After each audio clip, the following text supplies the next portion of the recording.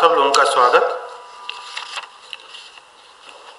प्रदेश में परिस्थितियां बहुत कठिन होती जा रही हैं।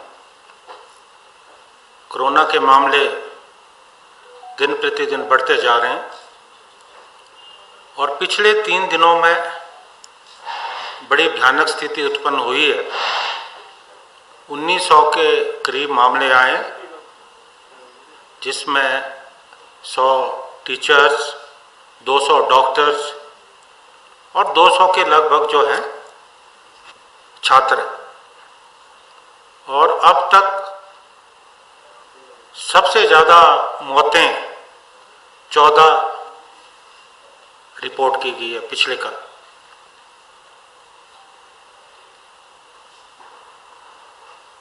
चार 200 के करीब टेस्ट हुए। ये मैं वो बता रहा हूँ जो टेस्ट हुए, बाकी जो जिनके टेस्ट नहीं हुए वो संख्या कितनी हो सकती है अंदाज़ा लगाना मुश्किल है।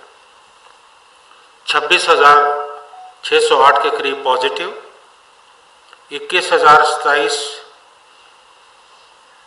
जो है उपचार हुआ, ठीक हुए, 5,365 एक्टिव और 390 के करीब मौतें हो चुकी हैं।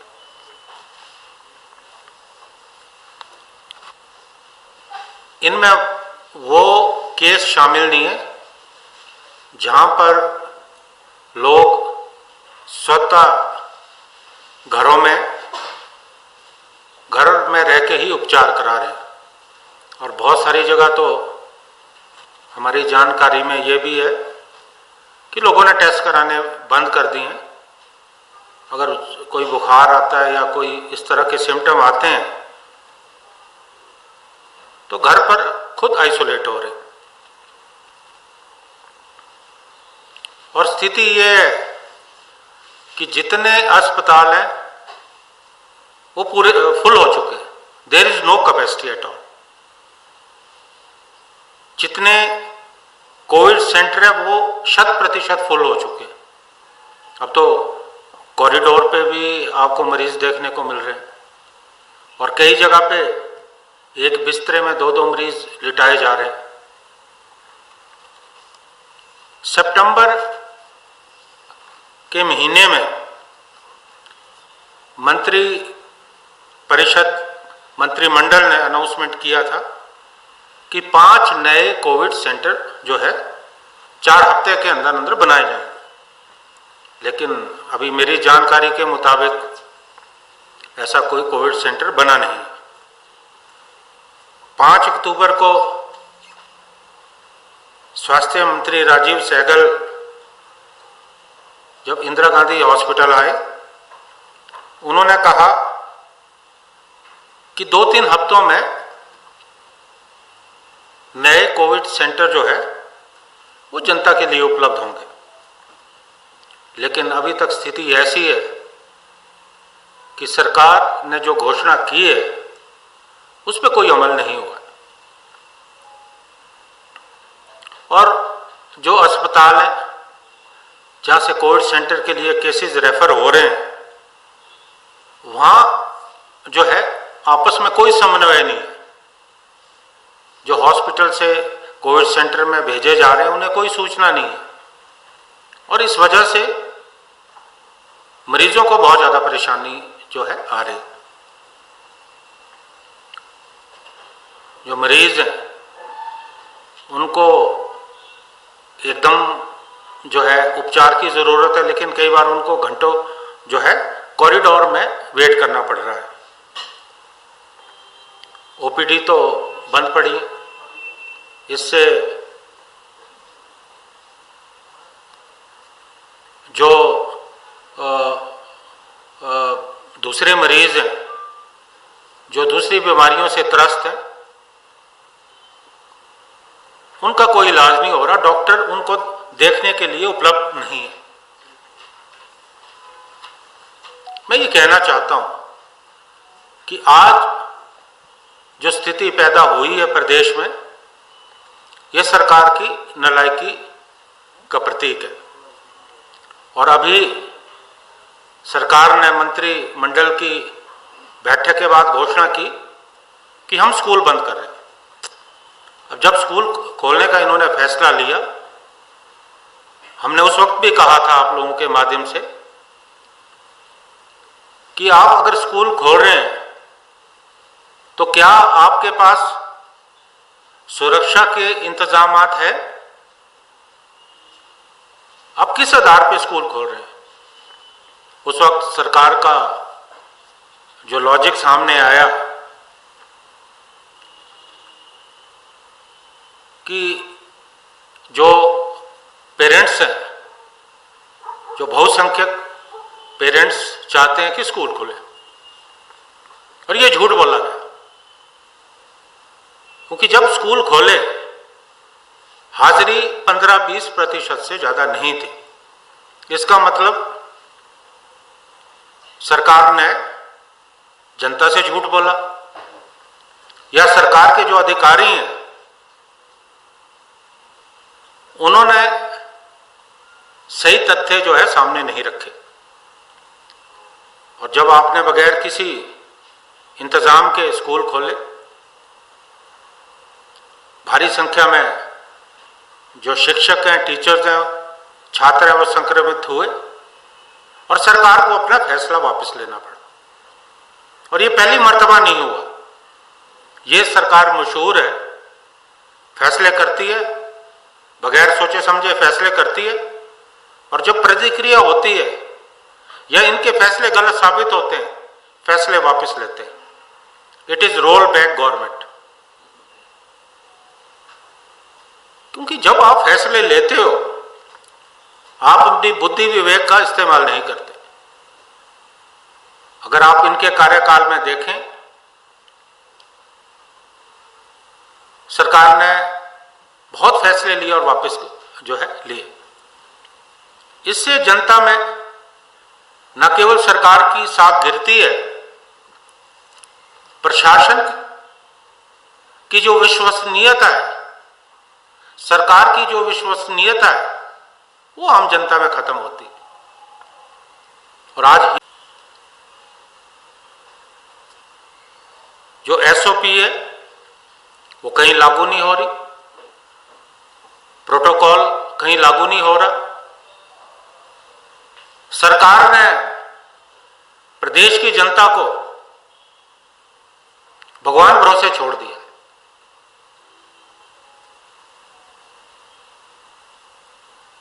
हिमाचल प्रदेश की परिस्थितियां अलग है। हमने पहले भी कहा था, आपने जब पर्यटकों के लिए पूरे दरवाजे खोले, हमने विरोध नहीं किया।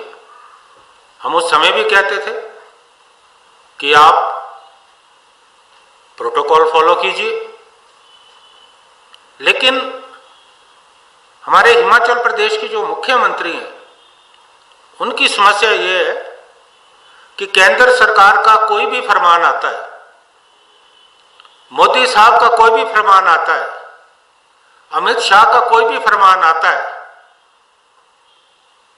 वो हिमाचल की परिस्थितियों के अनुकूल है या नहीं, उन फरमानों को आप यहां लागू कर सकते हैं या नहीं, उस पर कोई विचार नहीं होता। उसमें ना करने की, कहने की, संशोधन करने की मुख्यमंत्री जी में हिम्मत नहीं है। और इसलिए आज हिमाचल में जो परिस्थितियां हैं वो काबू से बाहर हो रही है। और जैसा कि अंदेशा है, सर्दियों का मौसम है, ठंड बढ़ रही है। जो विशेषज्ञ हैं उनका ये मानना है, कहना है कि सर्दियों में कोविड के जो केसेस हैं वो बहुत ज्यादा बढ़ने वाले हैं। अब आपके अस्पताल फुल, आपके कोविड सेंटर फुल, तो मेरी समझ में ये नहीं आ रहा कि जो ये मामले बढ़ रहे हैं, आप मरीजों को कहां रखोगे? जो आपने दावे किए कि आप नए कोविड सेंटर बनाएं, उस पर आप अमल नहीं कर रहे। आखिरकार इस सरकार की क्या योजना है, ये बताएं। मुख्यमंत्री जी ने एक बार कहा कि ये जो कोरोना है मुझे इसका सामना करना पड़ रहा है, और पूर्व में जो मुख्यमंत्री रहे उस समय कोरोना नहीं आया। मेरा ये मानना है कि साधारण परिस्थितियों में तो सरकार चलती है, अधिकारी चलाते हैं, लेकिन सरकार की नेतृत्व की पहचान ऐसे संकट के समय में होती है जिसमें आप असफल सिद्ध हो रहे हो। मेरी सरकार से मांग है, स्थिति भयानक होने वाली है, आप तुरंत नए कोविड केंद्रों की स्थापना करें, और जिस ढंग से हमारे जो डॉक्टर्स हैं या पैरामेडिकल स्टाफ है संक्रमण का शिकार हो रहे हैं, निश्चित तौर पे एक बात सामने आ रही है कि सुरक्षा के माकूल उपाय नहीं है। अगर सुरक्षा के माकूल उपाय होते तो शायद डॉक्टर और पैरामेडिकल के जो स्टाफ हैं वो संक्रमित नहीं होते। इस विषय में भी सरकार को चेतना होगा, और अगर ये मामले बढ़ते हैं और डॉक्टर संक्रमित होते रहे तो कौन इलाज करेगा? क्या सरकार के पास योजना है? क्या सरकार ने इसके बारे में बैठ के सोचा है? और मेरा ये मानना है कि सरकार अपनी बुद्धि विवेक का इस्तेमाल नहीं कर रही है। जैसा मैंने पहले कहा, लोगों को भगवान भरोसे छोड़ दिया गया। मेरा सरकार से आग्रह है कि हिमाचल की विशेष परिस्थितियों को ध्यान में रखकर केंद्र सरकार के दबाव में ना आकर आप हिमाचल के लिए अलग से नीति निर्धारित करें।